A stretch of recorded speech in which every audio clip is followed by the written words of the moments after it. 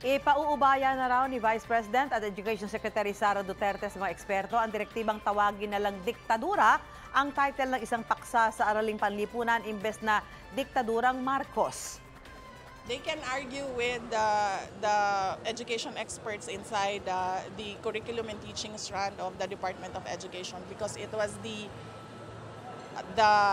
education experts ang nag-decide nga ingani ang direction sa pagtudlo. Binatikos ng ilang grupo ang memo ng DepEd dahil tila tangkaraw yang baguhin ang kasaysayan. Una na iginiit ng DepEd Bureau of Curriculum Development na kinumpirmang totoo ang memo na hindi yan revisionism. Hindi rin daw pagbabawalan ng mga guro na banggitin si dating Pangulong Ferdinand Marcos Sr. kung martial law at diktadura talaga ang usapan. Hindi pa nilinaw ng DepEd kung tuluyan ang babaguhin ng title ng paksa. Pero ipinatutupad yan hanggang matapos ang pilot implementation ng bagong matatag curriculum sa September 18. Mauna ka sa mga balita, bisitahin at mag-subscribe sa GMA Integrated News sa YouTube. Sa mga kapuso abroad, samahan nyo kami sa GMA Pinoy TV at sa www.gmanews.tv.